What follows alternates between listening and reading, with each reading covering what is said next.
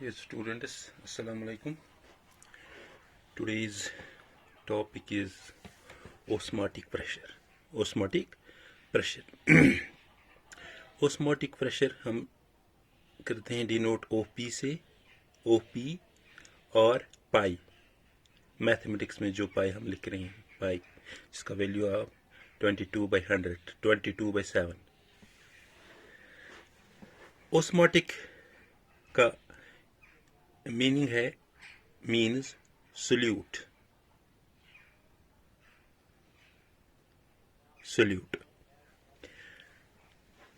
अब हम इस तरह से इसको एक्सप्लेन करेंगे. हम एक बीकर लेंगे और इस बीकर में एक थिस्टल फनल लेंगे. Thistle funnel. इस बीकर में हम पानी लेंगे, water, pure water. Is the pure water. Pure water. और जो थिस्टल फनल, इसका निचले वाला पोर्शन, इसको हम लगाएंगे semi permeable membrane. Semi permeable membrane.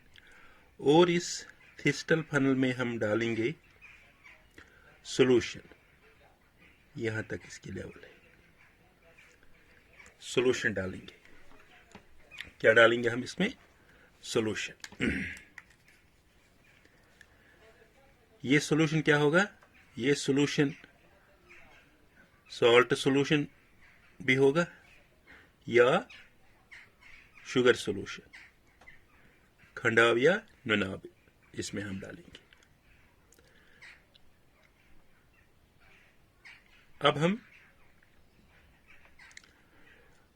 कहां से इसको पानी जाएगा अंदर? प्योर वाटर से या जो इसमें हमने सॉल्यूशन बनाया, या जो हमने इसमें सॉल्यूशन बनाया. जो इसमें सॉल्यूशन है, इसमें इसके साथ सॉल्यूट्स हैं. अब पानी तो जाएगा यहां से. कहां से? प्योर वाटर से अंदर जाएगा. प्योर वाटर से. और जब इसमें अंदर जाएगा तो इसका लेवल यहां तक पहुंचेगा. फॉर एग्जांपल यहां तक पहुंचेगा. ये हुआ है थिस्टल फनल एक्सपेरिमेंट, जो बुक पे है. अब हम करेंगे जो प्रेशर इधर डेवलप हुआ है इस सॉल्यूशन से, when separated from pure water by semi-permeable membrane, is called osmotic pressure.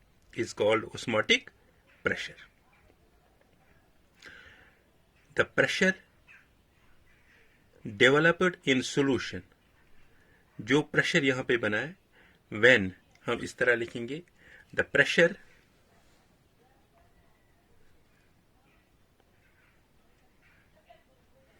developed in solution when separated from pure water by semi-permeable membrane is called osmotic pressure. Is called osmotic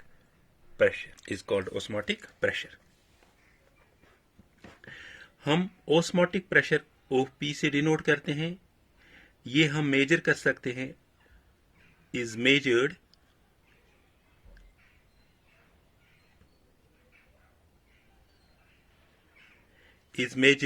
by बार से भी हम इसको major करते हैं, pascal से और atmosphere से भी. ये इसके यूनिट से.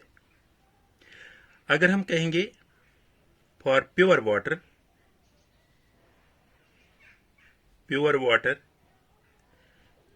ओस्मोटिक प्रेशर, प्योर वाटर क्या होगा? 0.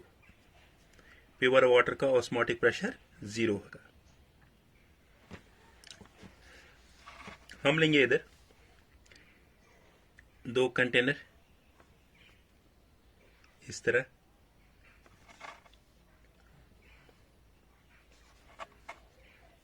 ये सॉल्यूशन ए है, ये सॉल्यूशन बी है, ये सॉल्यूशन। फॉर एग्जांपल हम इसमें डिजोल्व करेंगे 2 मोल्स ऑफ, इसमें हम करेंगे डिजोल्व 1 मोल, 1 मोल। इसका मतलब है इसमें हम ज्यादा सोल्यूट डिजोल्व कर रहे हैं। किसमें? ये ऑलरेडी इधर वाटर है, पानी है। 1 लीटर पानी में हम 2 मोल्स सोल्यूट डिजोल्व कर रहे हैं, और 1 लीटर पानी में 1 लीटर वाटर। तो इसमें एक मोल डिजोल्व कर रहे हैं, 1 मोल डिजोल्व कर रहे हैं। अब कहां से कहां जाएगा?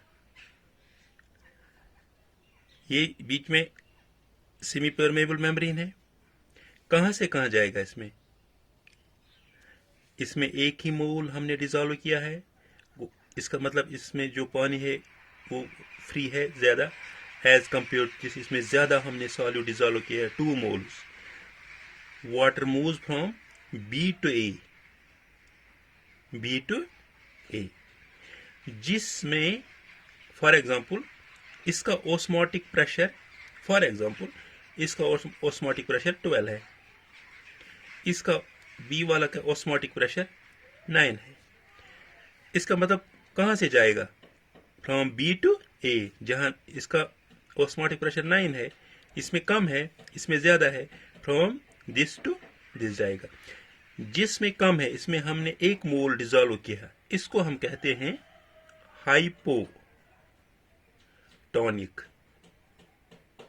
Hypotonic solution. हाइपोटोनिक सॉल्यूशन किसको कहते हैं? The solution which have lower osmotic pressure, जिसमें osmotic pressure कम है उसको हम क्या कहते हैं? The solution which have lower osmotic pressure is called hypotonic solution। इसमें osmotic pressure ज्यादा है, इसको हम कहते हैं hypertonic।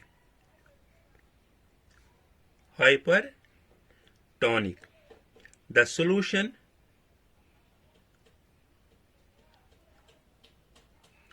which have higher osmotic pressure, the solution which have higher osmotic pressure is called hypertonic solution। इसका मतलब है वाटर कहां से जाए?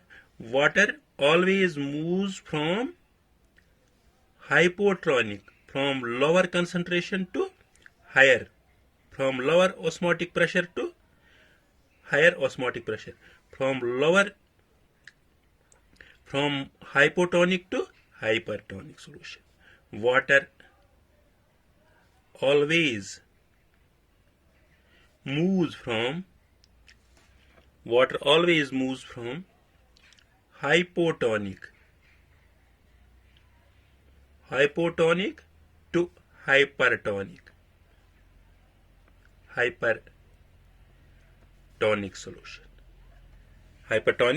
solution।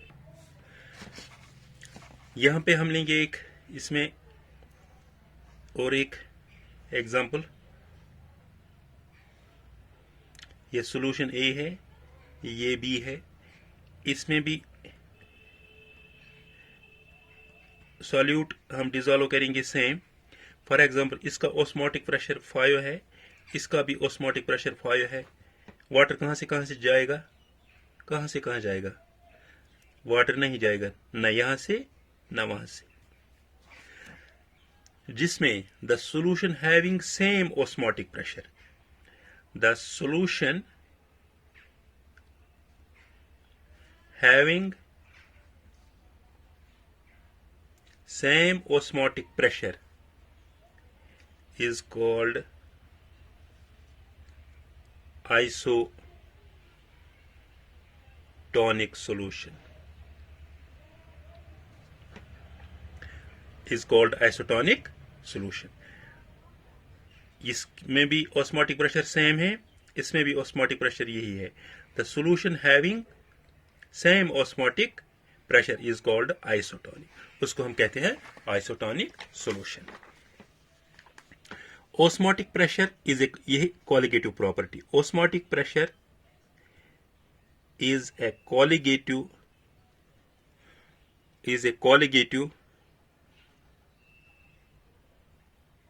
property.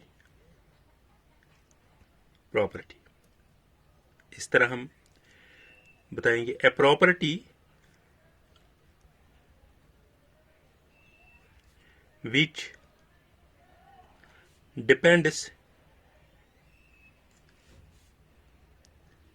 number of solutes or particles number of solutes or particles. For example, यहाँ पे इस एक बीकर, यहाँ पे भी एक बीकर, इसमें भी हम लेंगे 1 लीटर वाटर, इसमें भी हम लेंगे 1 लीटर वाटर, इसमें हम डिसॉल्व करेंगे 1 मोल सोडियम क्लोराइड, इसमें भी हम करेंगे 1 मोल ग्लूकोज, 1 मोल ग्लूकोज डिसॉल्व करेंगे. अब इसमें कहां से कहां जाएगा?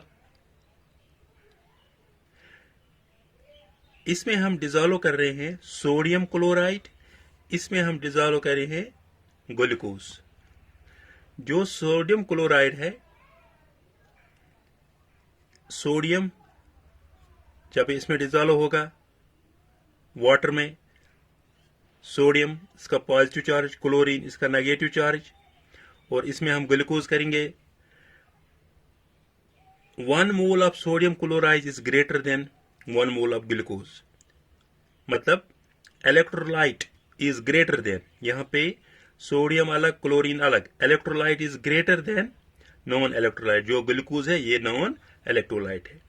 Osmotic pressure of electrolytes is greater than non-electrolytes.